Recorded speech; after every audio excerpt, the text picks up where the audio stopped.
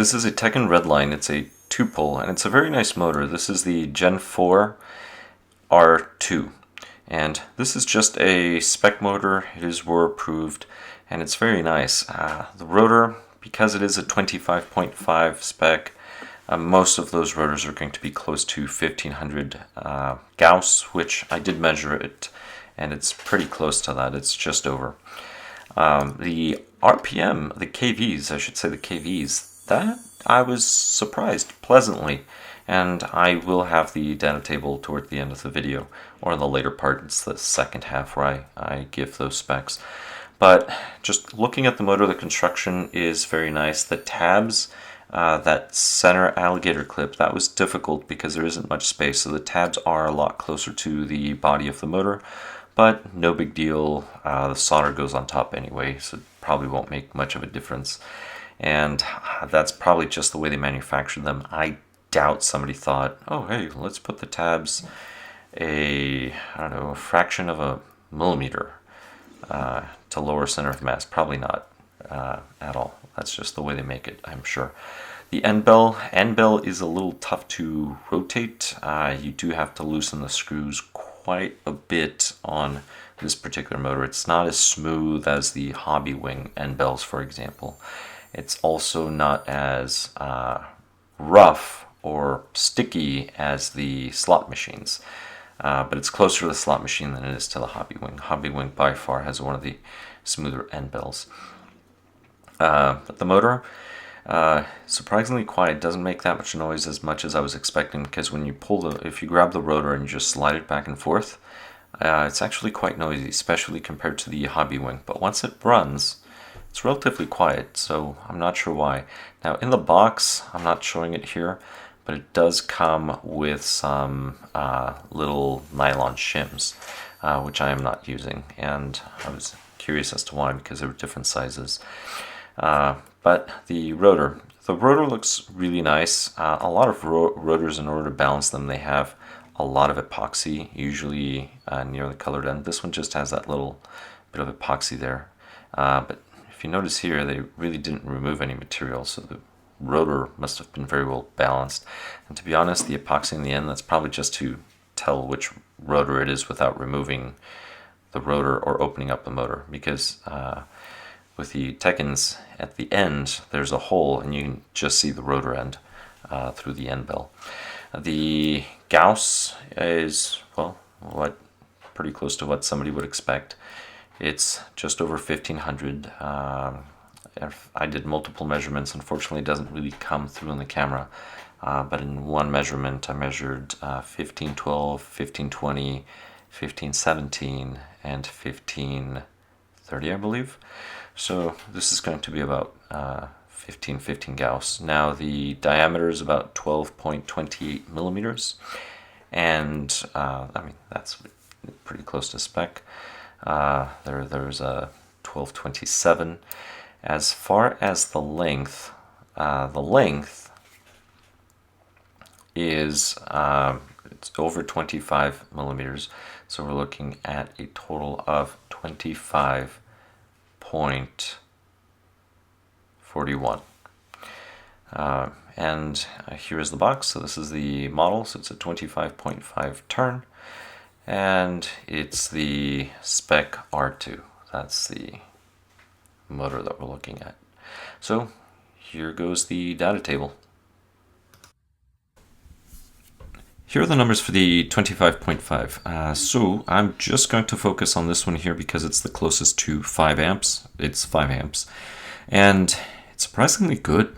And before I do that, I will talk about the rotors. I was actually surprised because when I compare the rotors, this rotor is not that strong, to be honest. And well, it's a spec 25.5 rotor. That's the reason why. So Gauss is 1520, so 1520, and 1512, 1512, which is about what you can expect from a spec rotor for a 25.5.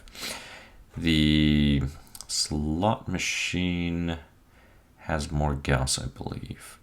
Let's see, Reds has less, Red Dog, somewhat close, not really.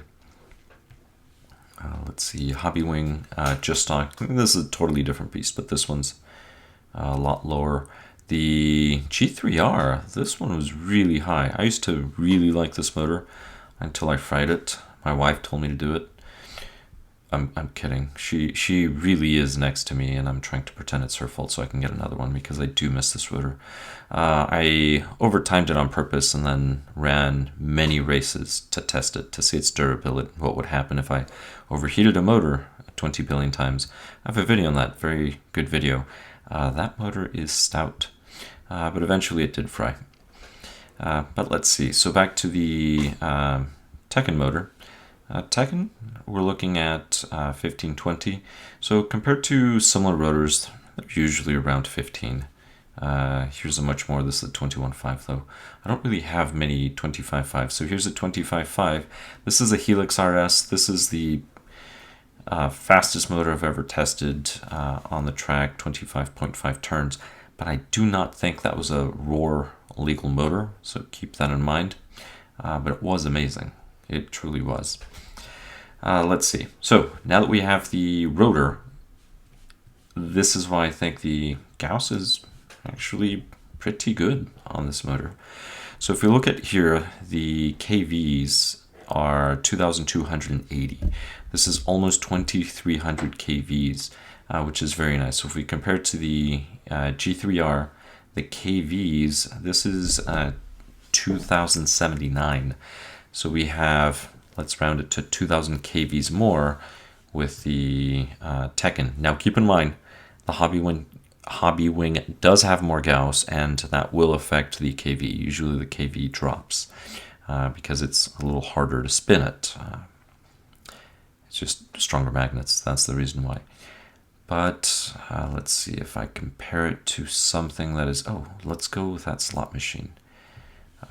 These are all X factors. I don't have the slot machine. Yes, I do, right here. Slot machine, 5 amps, so it's 5 amps as well. This one is 2102, so 2,102 KVs.